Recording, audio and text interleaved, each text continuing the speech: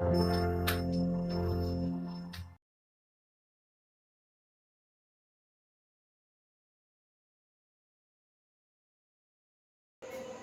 My creative and amazing learners. So आज मैं discuss करने वाली हूँ part 3 even and hope so आपने part first and part second देख लिया होगा।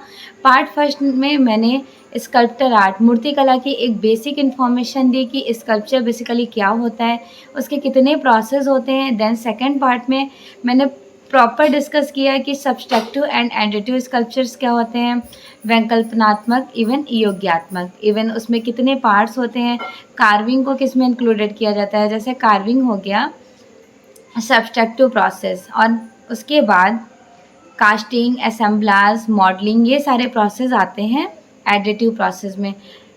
होप सो कि आपको वो दोनों वीडियो से अच्छी तरह से सारे कंसेप्ट क्लियर हो गए होंगे।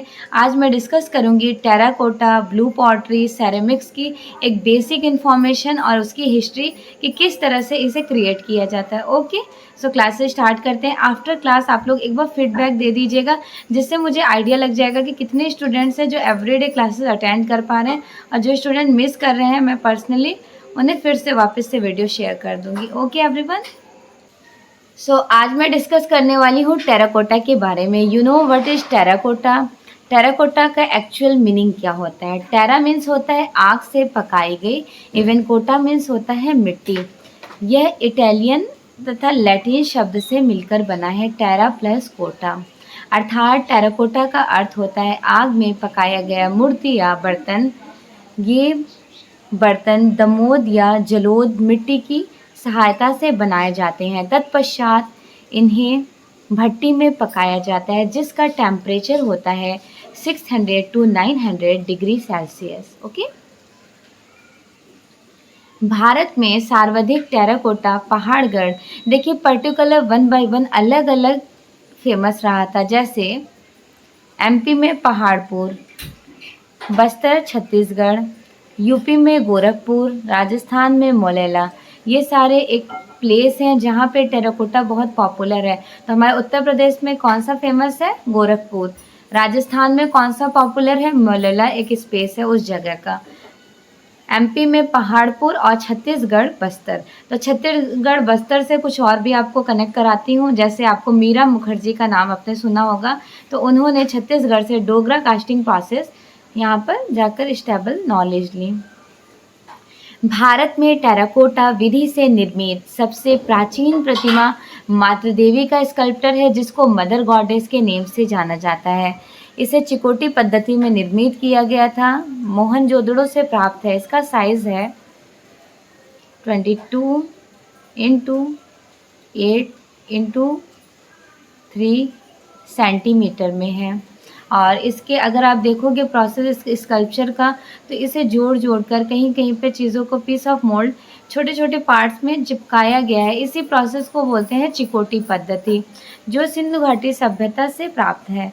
आधुनिक भारत में के.जी. सुब्रमण्यम और एस.एल. पासर टेराकोटा में काम कर रहे हैं।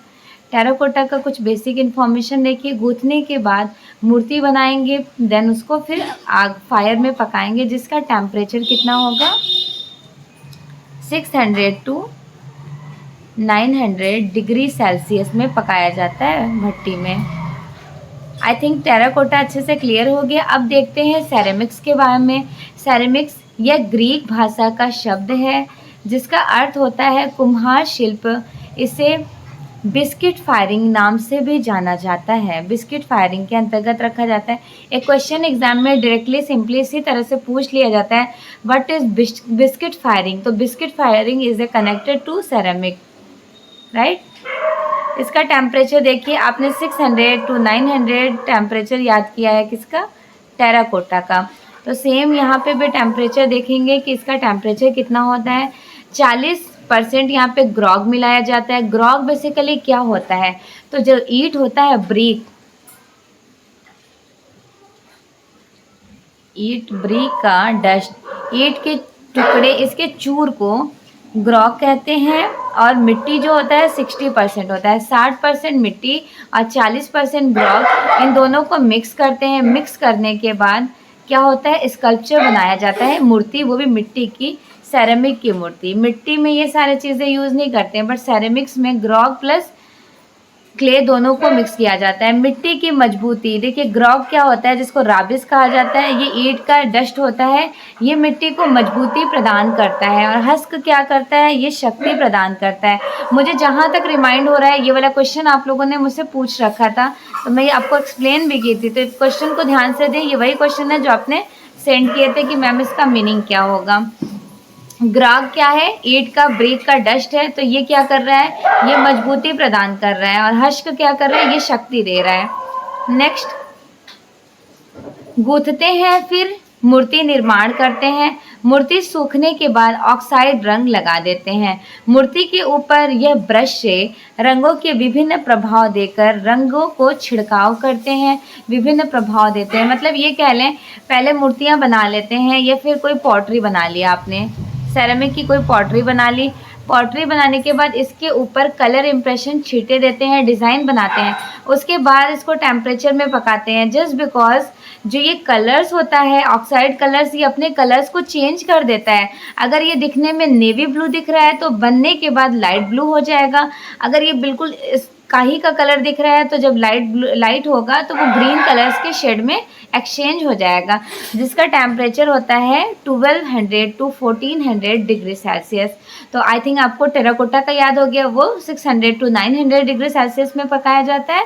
और सेरेमिक, इसका टेम्परेचर होता है 1200 to 1600 डिग्री सेल्सियस। अब नेक्स्ट देखते हैं, पकाने के बाद रंग अपना प्रभाव दिखाते हैं। सेरेमिक्स मूर्ति में स्पेशली कलर्स चेंज हो जाते हैं ना। यहाँ पर सेरेमिक आर्टिस्ट देखिए कौन कौन से हैं, वेरी पॉपुलर कहे जाएंगे, ज्योत्सना भट्ट, ईरा चौधरी, लिडिया मेहता, PR दरोज।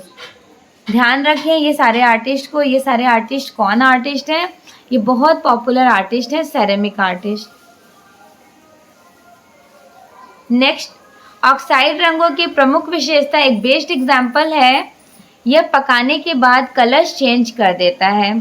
कोबाल्ट ऑक्साइड नीला रंग चेंज करता है, काला, परंतु पकने के बाद ये हल्का हरा या फिर नीले कलर्स में कन्वर्ट हो जाता है। आपने देखा भी होगा सेरेमिक्स के पॉटरीज वगैरह, वो डार्क कलर्स जब डालते हैं, सिंपल यहाँ पे आप टाई एंड डाई का एग्जांपल ले सकते हैं। जब मार्केट में आप कपड़े डाई करवाने जाते होंगे, दुपट्टा वगैरह, तो उनके जो बॉक्स होते हैं उसमें कितने डार्क डार्क से कलर्स होते हैं, बट वो जब डाई करके निकालते हैं तो वो कितने लाइट कलर शो करते हैं। तो वही चीज़ें यहाँ पर भी आप एप्लीकेशन अप्लाई कर सकते हैं। Next, blue pottery is a very popular, even हमेशा ये क्वेश्चन पूछा जाता है कि ब्लू पॉटरी कहाँ की क्रिएटिविटी है, तो ये जयपुर राजस्थान की है, जिसके लिए Kripal Singh Shekhawat is a very important artist. Description देखिए, जयपुर में ब्लू पॉटरी का प्रारंभ महाराजा सवाई राम सिंह द्वितीय के शासनकाल में हुआ। इन्होंने दिल्ली के भोला कुम्हार से पॉटरी सीखने के बाद जयपुर के कालू चूड़ामणि कुम्हार को भेजा। ठीक है, किसे भेजे, कालू चूड़ामणि कुम्हार को भेजते हैं। इन्हीं दोनों ने, ये दो आर्टिस्ट ने क्या किया, जयपुर में ब्लू पॉटरी का स्टैबल करते हैं, शुरुआत करते हैं। फिर आगे प्रोसेस में क्या होता है, आज़ादी के बाद आफ्टर 1947 जयपुर में लुप्त प्राय इस कला का विकास हुआ। थोड़ा थोड़ा से लुप्त हो गया था पहले, फिर बाद में इसका विकास हुआ, जिसके लिए पद्मश्री पाल सिंह शेखावत का महत्वपूर्ण योगदान रहा। देखिए पाल सिंह शेखावत जिनको अवार्ड मिला था, पद्मश्री अवार्ड। नेक्स्ट, वर्तमान में इस विधा में एकेश्वर प्रसाद हटवाट काम कर रहे हैं। कौन प्रेजेंट टाइम काम कर रहा है, एकेश्वर प्रसाद हटवाट। सामग्री क्या क्या होता है, यहाँ का मटेरियल भी देख लें। मटेरियल इज़ मोस्ट इम्पॉर्टेंट, अगर एग्जामिनर आपसे पूछ लिया कि ये मटेरियल्स कहाँ यूज़ किए जाते हैं तो ध्यान रखें। हरा कांच, गोंद कतीरा, साजी सोडियम बाईऑक्साइड, क्वार्टाइज पाउडर, मुल्तानी मिट्टी तो आप सभी को पता है जो फेस पे लगाते हैं, ये चिकनाहट प्रदान करती है, तो वो भी यहाँ पे ऐड किया जाता है। इन सभी को कूटने के बाद चक्की में पीस कर प्रयोग किए जाते हैं। इसका मिश्रण देखिए, ग्लास पाउडर 5 kg लेते हैं, 40 kg क्वार्टाइज पाउडर, 500 GM जो होता है वो साजी लेते हैं, 500 GM मुल्तानी मिट्टी लेते हैं, लाइक 500 ग्राम साजी आपने लिया, और मुल्तानी मिट्टी 1 kg कतीरा, इन सभी को मिक्स किया जाता है और ये मटेरियल तैयार किया जाता है। इस मिश्रण को 12 घंटे भिगोने के पश्चात अच्छे प्रकार से गूँथ लिया जाता है। इसे रोटी जैसा बनाकर सांचे में डालकर बर्तन बनाए जाते हैं। बर्तन के सूखने के पश्चात 250 मिस के क्वार्टर्स पाउडर तथा सफ़ेद कांच का घोल, मतलब जब ये बर्तन बन जाते हैं तो इस तरह का एक लेयर इसके ऊपर घोल बस brush with the help of brush apply किया जाता है। बिल्कुल ट्रांसपेरेंट लेप जैसा लेयर लगाते हैं, वो जल्दी ही ड्राई हो जाता है। इस लेप को मैदे के लिए मतलब प्रोसेस समझ रहे हैं ना, बिल्कुल लिक्विड फॉर्म में बनाते हैं और मिलाकर लगाया जाता है। लेप सूखने के पश्चात बर्तनों के ऊपर कोबाल्ट ऑक्साइड रंग द्वारा चित्र बनाए जाते हैं एवं डिज़ाइन की बाह्य रेखा बनाकर इसमें आवश्यकतानुसार रंग भरे जाते हैं। रंगों के सूखने के पश्चात बर्तन में ग्लेजिंग लगाई जाती है। What is the meaning of glazing? तो आपको पता है ना, ग्लेजिंग से क्या होता है, शाइनिंग आती है। फॉर एग्जाम्पल, आप कोई भी पेंटिंग्स यूज़ बनाते हैं तो उसमें फिक्सर का यूज़ करते हैं ताकि पेंटिंग्स में शाइनिंग हो। तो सेम वही प्रोसेस यहाँ पे बताई जा रही है कि शाइनिंग आती है उससे। फिर बर्तन को 700 to 800 डिग्री सेल्सियस पर पकाए जाते हैं। इसमें क्या क्या मटेरियल यूज़ किया जाता है, जैसे blue pottery, ceramic used, oxide colours भी यूज़ करते हैं। प्रेजेंट टाइम ब्लू पॉटरी में फेरो कलर्स लगाए जा रहे हैं। तो ये पॉइंट आप ध्यान रखिए, एग्जामिनर आपसे पूछ लें कि प्रेजेंट टाइम ब्लू पॉटरी में कौन से कलर्स यूज़ किए जा रहे हैं, तो फेरो कलर्स यूज़ किए जाते हैं। नेक्स्ट, भट्टी का टेम्परेचर, इसका तापमान मापने के पश्चात कैसे मापोगे, किस कोण से, तो पैरामेट्रिक कोण। बहुत ज़्यादा इंपॉर्टेंट है, ये एग्जाम में 2 से 3 बार पूछा गया क्वेश्चन है। कौन सा कोण होगा, तो पैरामेट्रिक कोन्स होंगे। ओके। ब्लू पॉटरी पर ग्लेज, एक चमक, अलग तरह की शाइनिंग होती है। आपने देखा भी होगा कितनी प्यारी प्यारी सी वो पॉटरीज होती हैं जिसमें सिंदूर, सिंदूर क्या होता है, जिसे रेड ऑक्साइड कहते हैं या फिर सुहागा कहते हैं, बोरेक्स ऑक्साइड एवं कांच का पाउडर 5.10 के अकॉर्डिंग इस अनुपात में मिलाकर 1200 to 1400 डिग्री सेल्सियस टेम्परेचर में पकाया जाता है, जिसमें सिंदूर का रेशियो कितना होता है, 0.5, सुहागा 1, कांच 10। मोम से मूर्ति बनाना, आई थिंक आपको अच्छे से समझ आ गया ब्लू पॉटरी। अब देखिए मोम से कैसे मूर्तियाँ बनाई जाएंगी, स्कल्पटर वो भी वैक्स के। यह एक लचीली सामग्री है जो बिल्कुल फ्लेक्सिबल होता है, इसमें मूवमेंट हो सकता है। तापमान अधिक होने पर मोम पिघल जाता है, इसलिए जब भी मोम के स्कल्पचर्स बनाएं कोशिश करें कि वहाँ का टेम्परेचर बिल्कुल ऐसा टेम्परेचर होना चाहिए कि वो मेल्ट होने का डर ना हो। तो यहाँ पे कुछ गैलरीज हैं जिनको मैंने मेंशन किया है, अभी देखते हैं।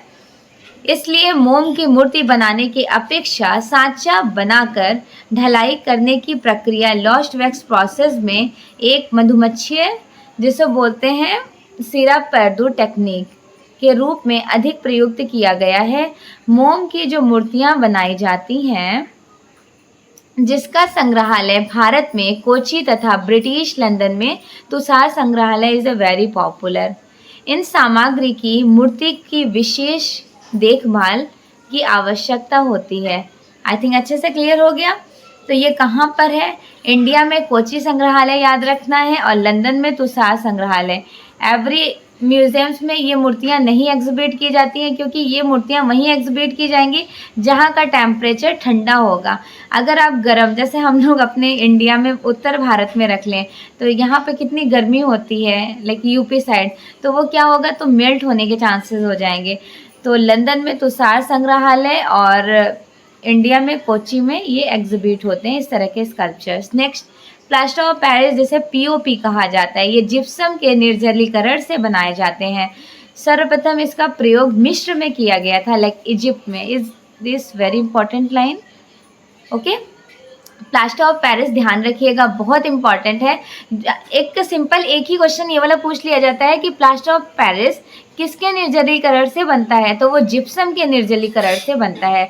मूर्ति बनाने के लिए पीओपी का भी प्रयोग किया जाता है, जो पाउडर के रूप में उपलब्ध होते हैं। मूर्ति बनाने या मूर्ति का सांचा बनाने के लिए एक अच्छी गुणवत्ता वाले प्लास्टर कास्टिंग, प्लास्टर लेते हैं, लेकर एक प्लास्टिक का टब होता है उसमें डाल देते हैं, डुबो देते हैं, डालकर पानी डालते हैं, उसके ऊपर प्लास्टर डालते हुए हाथ से मिलाकर प्लास्टर का गाढ़ा लेप तैयार करते हैं, उसका घोल तैयार करते हैं। यदि प्लास्टर को तेज़ी से सख्त करना हो तो इसमें गर्म पानी में नमक, 10 लीटर पानी में 10 ग्राम नमक डालते हैं। क्यों डालते हैं पता है? जिससे ये गर्म पानी, जैसे प्लास्टर ऑफ पेरिस में आपने काम किया होगा, देखिए जब उसको घोलते हैं तब तक तो ठीक होता है, थोड़े ही देर में वो हार्ड होने लगता है। तो इसको ज़्यादा से ज़्यादा अगर क्वांटिटी में बनाना होता है तो आप किसका यूज़ करोगे? 10 ग्राम नमक डाल दीजिएगा, 10 लीटर पानी ले लीजिएगा, फिर उस प्लास्टर ऑफ पेरिस का लिक्विड फॉर्म बनाने के लिए उसके पाउडर को डालिएगा और जल्दी जल्दी से उसको मिक्स कीजिएगा। हाथों में ग्लव्स वगैरह पहनना होता है क्योंकि हाथ डैमेज होने के चांसेस हो जाएंगे। या फिर कोई स्टिक लंबी से ले लीजिए, उस स्टिक से मूव कर सकते हैं। क्योंकि मैं जब भी बना रही होती थी, मैंने क्या किया था, हम लोगों को हमेशा इसका मॉडल छोटे छोटे से स्कल्पचर्स बनाने होते थे, 2 डायमेंशनल में बनाओ या फिर 3 डायमेंशनल में, लेकिन बनाना ही होता था। तो मैं ग्लव्स पहनकर ही करती थी क्योंकि इन्फेक्शन होने के भी चांसेस होते हैं ना। नेक्स्ट देखिए, प्लास्टर से भी आर्मेचर के ऊपर कपड़े की पट्टी लपेटकर प्लास्टर का घोल मिलाते हुए बड़े आकार की मूर्ति बनाई जाती है। तो मैंने आर्मेचर आपको सेकंड वीडियो में ही एक्सप्लेन कर दिया कि आर्मेचर होता क्या है। फिर से एक बार रिवीजन करा देती हूँ आपका कि आर्मेचर बेसिकली क्या होता है। तो आर्मेचर किसका किसका हो सकता है? लोहे की पतली वायर हो सकती है, लकड़ी की स्टिक हो सकती है। इन किसी भी चीज़ों को लेकर एक ढांचा तैयार करते हैं। ढांचा तैयार करने को ही आर्मेचर कहा गया है। सिंपल तरीके से आर्मेचर आप उसको समझ लें, जैसे हमारे बॉडी में बोन्स होते हैं, विदाउट बोन्स मसल्स, अगर बोन्स टूट फूट गया तो देखते हैं मसल्स बिल्कुल भी वेट नहीं संभाल पाएगा। तो वही चीज़ यहाँ कही जा रही है कि आर्मेचर एज लाइक बोन्स उसी का काम करता है। तो ये मोस्टली किस में यूज़ करते हैं? हॉलो या फिर सॉलिड। तो ये सॉलिड स्कल्पचर जब बनाते हैं तभी आर्मेचर का यूज़ किया जाता है, हॉलो स्कल्पचर में नहीं किया जाता है। नेक्स्ट पॉइंट देखते हैं, सांचे से भी प्लास्टर की मूर्ति बनाते हैं। मूर्ति या पीओपी के सांचे में नील डालते हैं। फॉर एग्जाम्पल, आपको प्लास्टर ऑफ पेरिस का कोई मूर्ति बनाना है और आपने ढांचा भी बनाया है प्लास्टर ऑफ पेरिस का ही, तो दोनों में ये गलतियां कभी नहीं करना है आपको कि प्लास्टर ऑफ पेरिस जिस कलर का ढांचा है उसी कलर का मूर्ति आप बना दें। अगर उसी कलर्स का बनाएंगे, जब आप ब्रेक करेंगे, दोनों को दूर दूर करेंगे तो बड़ा डिस्टर्बेंस हो जाएगा। दोनों सेम कलर्स होगा तो आपका या तो मूर्ति टूटने का डर होगा या फिर आपका जो ढांचा है उसका सांचा वो टूटने का डर होगा। तो जब भी सांचा बनाए उसमें थोड़ा सा नील मिला दे। तो वही चीज़ें यहाँ पे कही जा रही हैं, सांचे में भी डालकर प्लास्टर्स की मूर्ति बनाई जाती है। मूर्ति या पीओपी में सांचे में हल्का सा नील डाल देना चाहिए ताकि दोनों में डिफरेंस पता चल जाए। प्लास्टर से तैयार की गई मूर्ति के ऊपर फेविकॉल, वार्निश आदि लगाकर आवश्यकतानुसार रंग किया जाता है। सिंपल तरीके से आप डायरेक्टली एक्रेलिक कलर्स भी अप्लाई कर सकते हैं, लेकिन अगर आप फेविकॉल से अगर एक कोटिंग कर देंगे तो उसमें थोड़ी सी एक प्यारी सी शाइनिंग आ जाएगी और उसके बाद फेविकॉल से करने के बाद जो आपका एक्रेलिक कलर्स है वो ज़्यादा ऑब्जर्व नहीं करेगा। और आप अगर डायरेक्टली एक्रेलिक कलर्स लगा देते हो, फेविकॉल वगैरह नहीं लगाते हैं, तो एक्रेलिक कलर ऑब्जर्व करने के बाद थोड़ा सा डल स्कल्पचर शो करेगा। तो जब भी स्कल्पचर बनाएं उसमें मोस्टली फेविकॉल का या फिर वार्निश लगा दें। लगाने के बाद जब आप टच करोगे, एक्रेलिक कलर का टच अप दोगे तो एक ब्राइट स्कल्पचर निकल कर आएगा, एक प्यारी सी मूर्तियाँ। अब नेक्स्ट है मूर्ति ढलाई, जिसे बोलते हैं स्कल्पचर कास्टिंग। पुनः स्थापन, सब्सट्रैक्टिव एंड रिप्लेसमेंट भी कहा जाता है। ये कुछ चीज़ें मैंने लिख रखी थी इजली के लिए, देख लेते हैं पहले। मूर्ति ढलाई का अर्थ होता है एक लचीली सामग्री में मूर्ति गढ़कर उसको अधिक टिकाऊ सामग्री जैसे धातु व सीमेंट के पुनः बनाए जाते हैं। इसके लिए मूल आकार को एक सांचा बनाकर एक स्थायी रहने वाली सामग्री को घोलकर या पिघलाकर ढांचा तैयार किया जाता है। अब कुछ इम्पॉर्टेंट है, जैसे धातु डलाई जो कहा जाता है मेटल कास्टिंग। मेटल कास्टिंग में मैंने आपको क्या बताया था, 3 प्रोसेस होते हैं। वो कौन कौन से? एक होता है आपका सैंड कास्टिंग, दूसरा होता है डोगरा कास्टिंग, तीसरा होता है लॉस्ट वेक्स टेक्निक। तो एक थोड़ा सा बेसिक मैं आपको यहाँ पे बता रही हूँ, फिर आप हिस्ट्री देखिएगा। बेसिक में क्या करते हैं, जैसे ये ज्योमेट्री बॉक्स हो गया, तो ज्योमेट्री बॉक्स को खोलते हैं, उसके शेप में यहाँ पे खूब सारा सैंड भर देते हैं। फिर इस सैंड में मूर्तियाँ रखते हैं, कोई बनी हुई मूर्ति, उसको रख के ढांचा को बंद करेंगे, फिर उसको खोलेंगे तो बनी मूर्ति को हटाएंगे तो जो सैंड होगा उन दोनों साइड में वो जो आपने स्कल्पचर रखा था, बनी हुई मूर्तियाँ, उसका आकार लेगा। फिर उस स्कल्पचर को हटा के वापस से उसको बंद करेंगे, ऊपर रनर राइजर लगा होगा, यहाँ पे रनर राइजर लगा होगा। सेकंड ड्रॉ करके बता देती हूँ सिंपल तरीके से। ये ज्योमेट्री बॉक्स है, ठीक है। तो ज्योमेट्री बॉक्स को पहले खोल देते हैं, जब ये खुला होगा इस तरह से होगा। तो यहाँ पे एक ढांचा, जब इसमें पूरा सैंड भरा हुआ है, सैंड फील है, फिर आपने कोई मूर्ति रख दी, तो मूर्ति को जब बंद करोगे तो यहाँ पर एक शेप लेके रेडी हो जाएगा। फिर उस मूर्ति को खोलोगे, बनी हुई मूर्ति को आप हटा दोगे। हटाने के बाद फिर इसमें क्या करेंगे, ये जो ढांचा है यहाँ पे रनर और राइजर लगा देंगे। रनर से क्या होगा, मूर्ति तो हटा दिए, जो आपने पहले से रख करके ढांचा दिया था उसको हटाने के बाद वो मूर्ति का शेप ले लिया सैंड। सैंड ने शेप लिया, किसने शेप लिया, सैंड ने। सैंड क्या होता है, बालू, उसने शेप ले लिया। फिर यहाँ से आप धातु को मेल्ट करके डालेंगे, तो जब इसके अंदर फील होगा तो ये जो ढांचा बना था अच्छी तरह से यहाँ पे पूरा फील हो जाएगा। फील होने के बाद जब ये आफ्टर ड्राई सूख जाएंगे, खोलोगे आप इसको, तो खोलने के बाद बिल्कुल एक वैसा ही स्कल्पचर निकल कर आएगा, सेम एज लाइक मूर्ति जैसा आपने पहले ढांचा उसमें रखा था। आई थिंक अच्छे से समझ आ गया होगा। अब देखते हैं डोगरा कास्टिंग का क्या प्रोसेस होता है। ये भी बड़ा आसान सा प्रोसेस है। डोगरा कास्टिंग में क्या करते हैं, सबसे पहले मिट्टी का कोई मॉडल बनाते हैं, मिट्टी का, उसी को देख करके वैक्स का छोटा सा मूर्ति बनाते हैं, वैक्स का। फिर इस वैक्स की मूर्ति को ढांचे में रख देते हैं। रखने के बाद यहाँ पे रनर राइजर बनाते हैं, यहाँ पे थोड़ा सा होल होता है। और ये मूर्ति किसकी है, वैक्स की मूर्ति है। वैक्स मीन्स मोम की मूर्ति है। जब आप इसमें आग में रखेंगे इसको, और यहाँ ऊपर से पीस ऑफ मोल्ड डालेंगे। पीस ऑफ मोल्ड मतलब छोटे छोटे धातु को डालेंगे। धातु को यहाँ पिघलाएंगे नहीं, डायरेक्टली से यहाँ पे उड़ेल देंगे। तो जब ये धातु इसके अंदर जाएगा तो नीचे तो टेम्परेचर हाई था ही, तो वो पिघलते पिघलते ये सारा यहाँ पर जो मोम थी वो मोम की मूर्ति पिघल के नीचे गिर जाएगी, और इसी मोम की मूर्ति के जगह प्रॉपर ये पीस ऑफ मोल्ड उसका मूर्ति बन के तैयार हो जाएगा। और जो यहाँ पे मोम था वो बाहर को निकल के चला आएगा, जल के बाहर को निकल जाएगा। अब same process lost wax technique बिल्कुल इसी तरह है, बस डिफरेंस क्या है, लॉस्ट वैक्स टेक्निक में जैसे आपने यहाँ पर पीस ऑफ मोल्ड डाल दिया, लेकिन लॉस्ट वैक्स टेक्निक में इस तरह से एक क्रूसिबल होता है, इसमें मेटल को पकाया जाता है, पकाने के बाद पिघलाने के बाद इसके अंदर फील किया जाता है। मतलब बस आपको इतना माइनर सा डिफरेंस समझना है कि डोगरा कास्टिंग में पीस ऑफ मोल्ड को डाल दिया गया और लॉस्ट वैक्स टेक्निक में क्या किया गया, तो यहाँ पर बिल्कुल पिघला कर तब जाकर डाला है with the help of crucible, right. चलिए अब थ्योरीज के साथ अभी मैंने एक बेसिक इन्फॉर्मेशन दे दी, अब आप थ्योरीज पढ़ोगे तो आपका माइंड जल्दी से कैप्चर कर लेगा सारी चीज़ों को। तो बेसिक कितने पार्ट्स होते हैं, 3 पार्ट्स होते हैं, sand casting, Dogra casting, lost wax technique. अब 1 बाय 1 देखते हैं। सबसे पहले सैंड कास्टिंग। सैंड कास्टिंग बालुआ की ढलाई या फिर बालू ढलाई कहा जाएगा।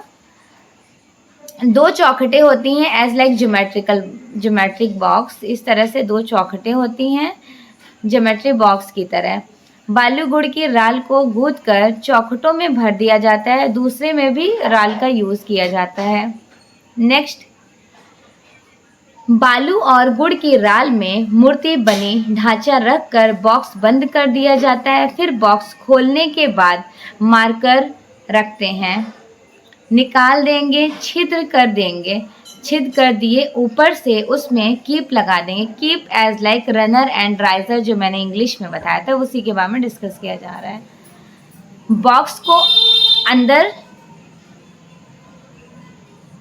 बॉक्स को बंद करने के बाद क्रूसिबल, जिसे कुठारी बल कहते हैं, इससे धातु को पिघलाकर अंदर धातु को उड़ेल देंगे। उसके बाद ग्रेफाइट से बना हुआ कुठाली धातु पिघलाते हैं।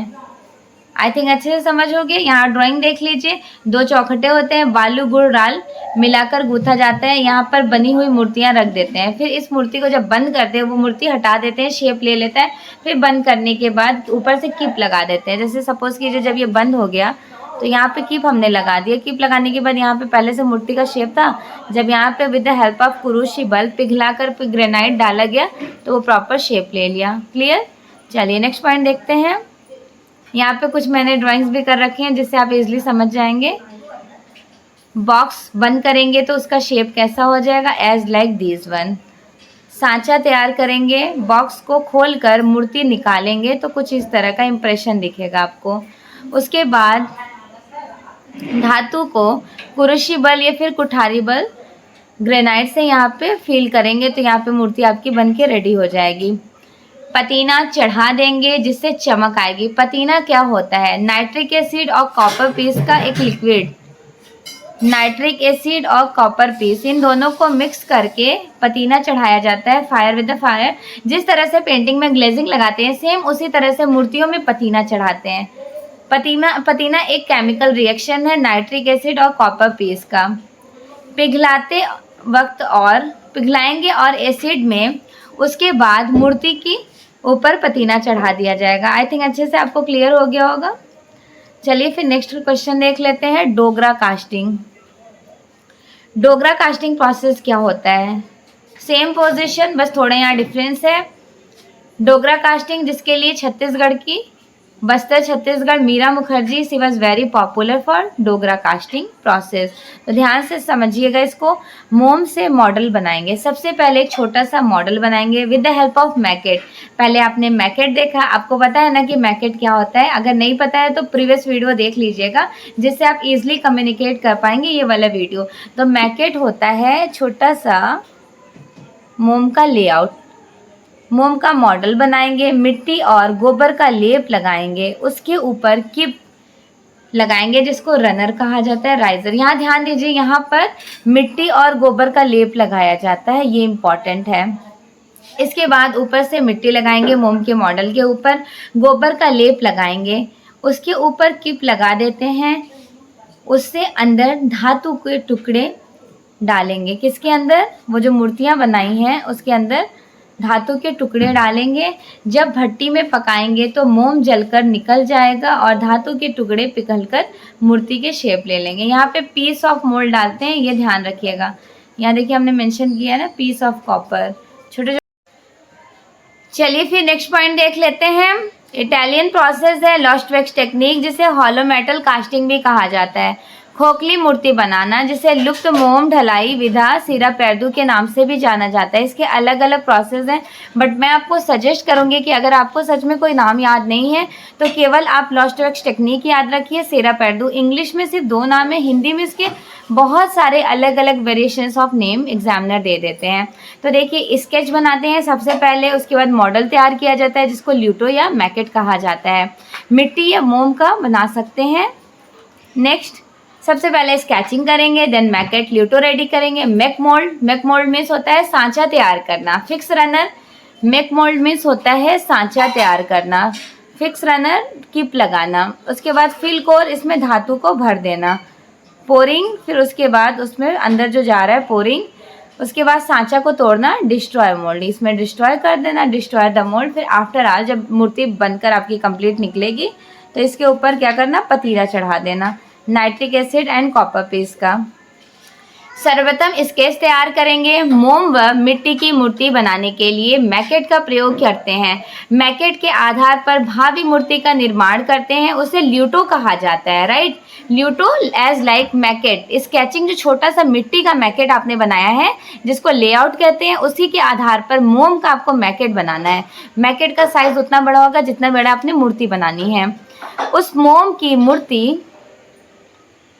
एक सेकेंड, देखिए उस मोम की मूर्ति के बाहर प्लास्टर ऑफ पेरिस पीओपी लगाते हैं और सांचा तैयार करते हैं जिसे मेक मोल्ड कहा जाता है। This one is very important, क्या कहते हैं, make mould. And the next one, plaster of Paris में रनर और राइजर लगाते हैं, as like called at keep, जिसे हिंदी में कहा जाता है किप लगाते हैं, that is also called at runner and riser.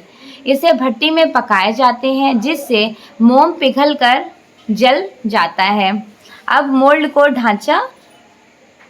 को ढांचे में तैयार करते हैं, फिर धातु पिघलाकर मोल्ड में डालते हैं, फिर सांचा तोड़कर मूर्ति निकाल देते हैं।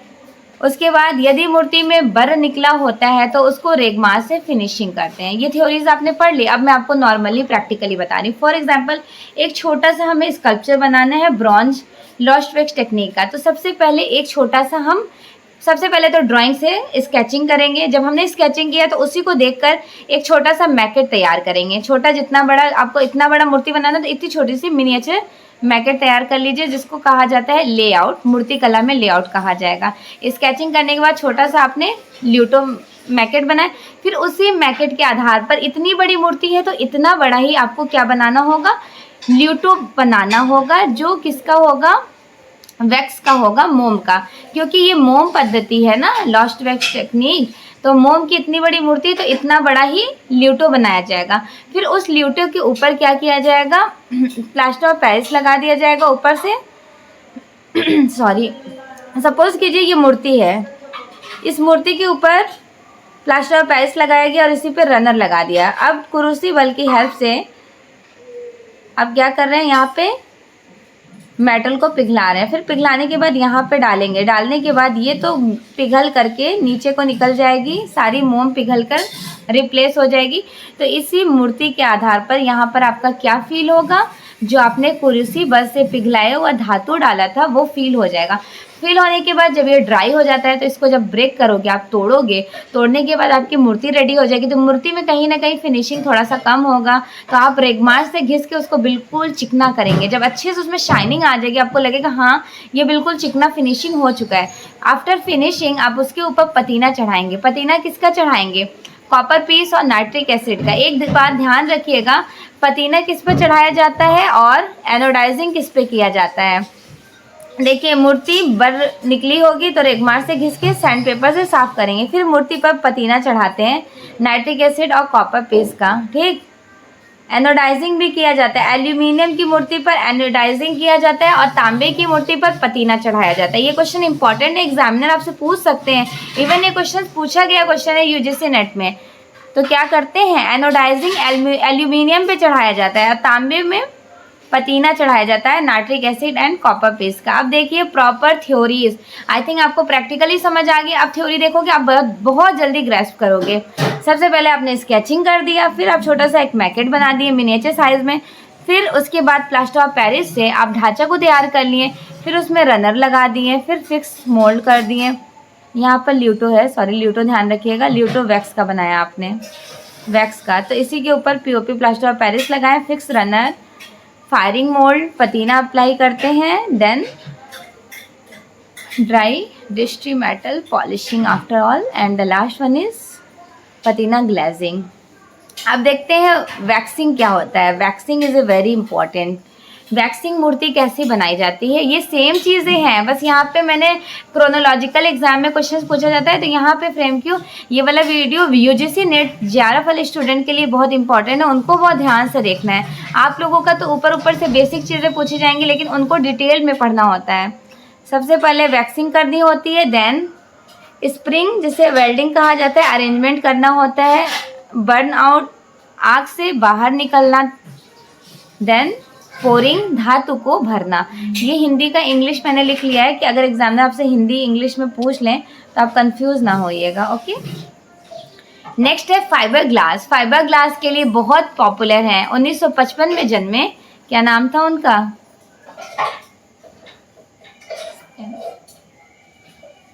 1955 में जन्मे, क्या नाम था, प्रितपाल सिंह लाडी। सॉरी मैं भूल गई कि ये लाइव क्लासेस हो रही हैं।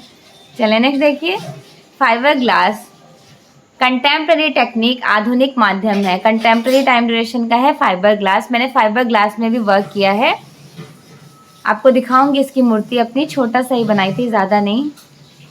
इसकी शीट्स वगैरह बहुत कॉस्टली आती हैं, फाइबर शीट। देखिए इसमें क्या क्या मटेरियल्स यूज़ करते हैं, resin, GP, glass fibre, plastic, polish resin का यूज़ करते हैं। ये ट्रांसपेरेंट होता है, मतलब पारदर्शी होता है। देखिए क्या क्या मटेरियल्स हैं यहाँ पर, फाइबर ग्लास मैट, मैट ही तो कॉस्टली आता है। दूसरा देखिए हार्डनर का यूज़ करते हैं। हार्डनर क्या होता है? हार्डनर बहुत जल्दी ड्राई हो जाएगा। अगर आप हार्डनर में एक्सीलेटर को मिला देंगे तो ये बहुत जल्दी सूख जाता है। एक्सीलेटर नीले रंग का स्याही होता है। यहाँ पे कलर्स का यूज़ करेंगे, मार्बल डस्ट का यूज़ करेंगे एंड फ्रेंच चॉक का यूज़ करेंगे।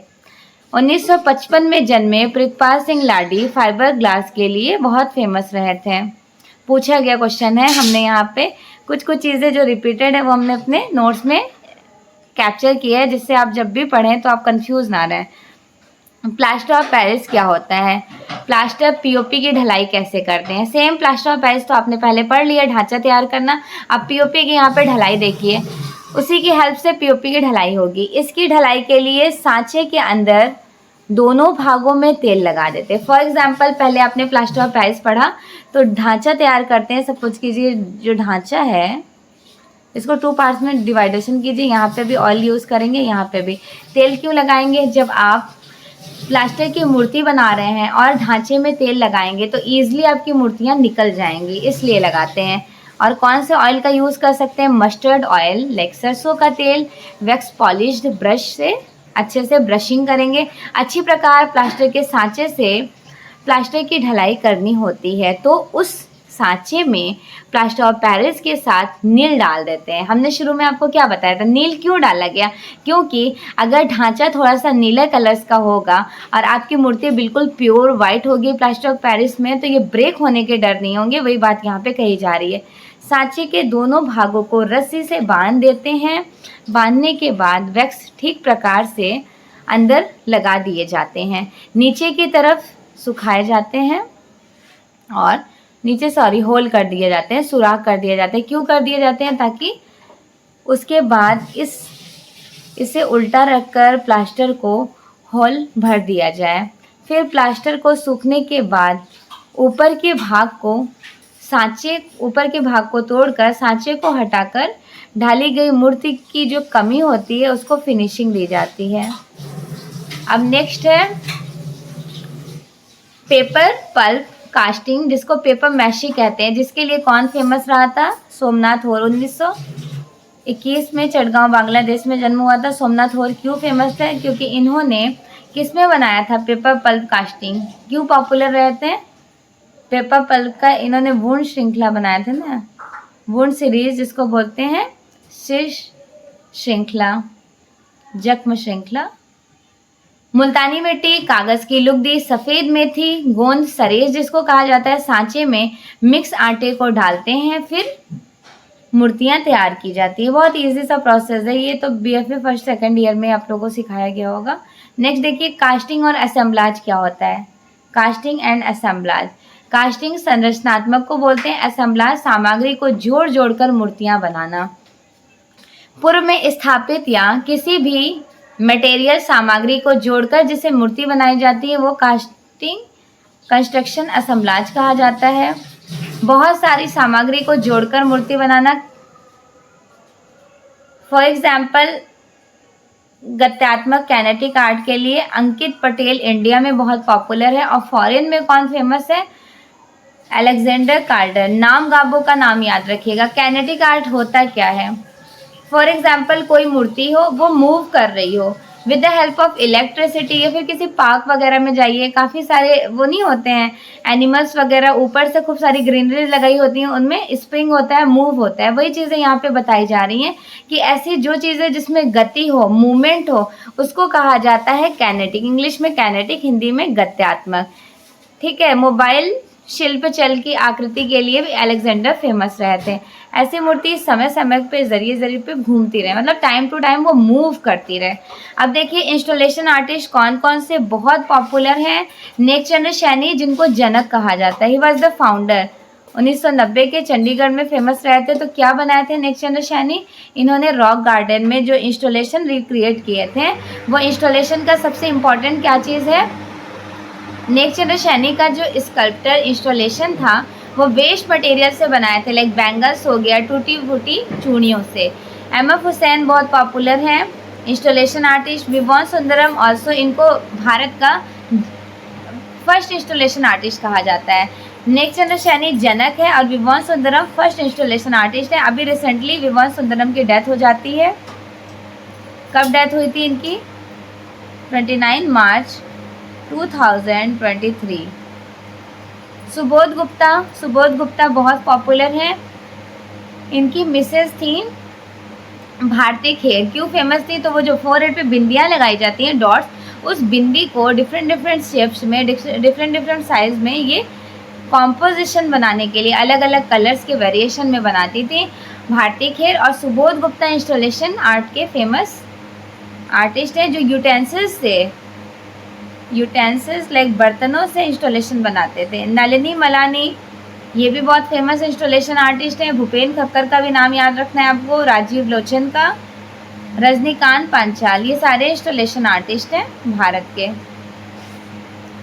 किसी भी उद्देश्य के लिए इंस्टॉलेशन क्रिएट किया जाता है, रिप्लेसमेंट करते हैं, रिप्रेजेंट करते हैं। जैसे उद्देश्य के बाद इस मूर्ति को नष्ट कर देना, जैसे फॉर एग्जाम्पल दुर्गा पूजा, फिर पानी में बहा दिया जाता है, ताजिया मिट्टी में दफना दिया जाता है। एक बेस्ट एग्जाम्पल यही दोनों मैं आपको एक्सप्लेन करती हूँ। नेक्स्ट है आर्किटेक्चर। तो आई थिंक आपका आज का स्कल्पचर का प्रोसेस क्लियर हो गया। ये 3 वीडियोज़ आपके लिए बहुत मैंडेटरी है। जिन्होंने इस वीडियो को डेडिकेशन के साथ देख लिया, मेक श्योर कि उनको मूर्तिकला में कभी भी कोई परेशानी नहीं होगी और उनके एग्ज़ाम में जब भी क्वेश्चंस पूछे जाएंगे वो स्टूडेंट कभी कंफ्यूज भी नहीं होंगे। तो मुझे आफ्टर ऑल आप सभी फीडबैक ज़रूर दीजिएगा कि आपको क्लासेस कैसी लगी, चीज़ें अच्छे से समझ आई कि नहीं आई। जो चीज़ें मैं आपको डाउटफुल क्वेश्चंस हैं उनको आप मुझे फिर से कहिए, मैं फिर से आपको एक्सप्लेन कर दूँगी। ओके एवरीवन, तो नेक्स्ट क्लास में आपके साथ डिस्कस करूँगी आर्किटेक्चर संस्थापन कला। Okay everyone, thank you so much again and also best wishes for your exam.